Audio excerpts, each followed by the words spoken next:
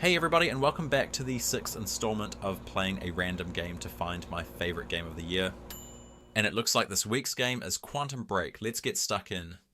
So I haven't played a shooter since Borderlands 3, so I was really looking forward to this title and missing every shot and looking like a complete noob. The beginning of the game was really pushing me away with so many cutscenes and dialogue, and it sort of just felt like I was playing a walking talking simulator.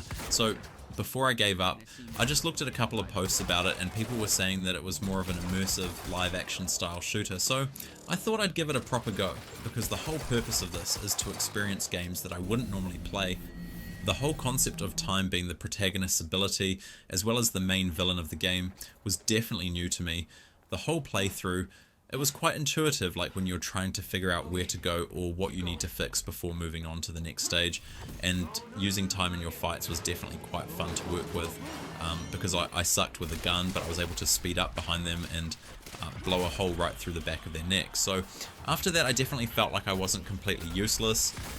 The fight scenes felt very similar to Borderlands, where you would enter an area and there would be a set amount of enemies located in certain spots, and they would have different kinds of abilities, whether they were, say, snipers or juggernauts, and so you just had to work out how to clear the room basically. Now I tried to give this a really good crack and play it with open eyes, but my preference would be, if I was to play a game, I want to play a game, and if I want to watch a movie or TV series, I'll watch a movie or TV series. I don't really like to mix my chocolate cheats.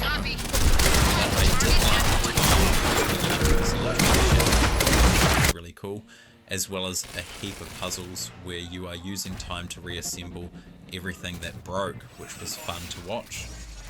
But then beyond that, I was having issues with like windows and lighting.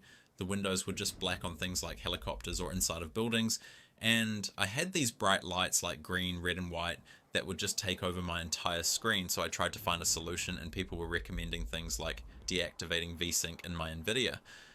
But I just couldn't find a solution that would work, so I just decided to keep on playing through it, but it was quite annoying.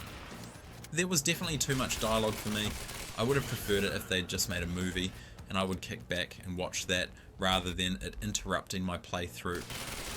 But this was a different type of game rather than just a stock standard shooter, so maybe I will come across a similar style game that I will be able to enjoy more so because I played this game now.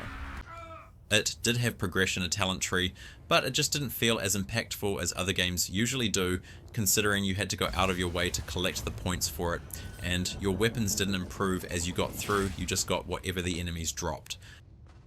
I will say this though, it was enjoyable killing Lord Peter Baelish to close out the game, but for this playthrough, I will probably have to rank this at a 3.4 out of 10, just to say that it's a below average game for someone like me, and it will not be a favourite game contender for this series.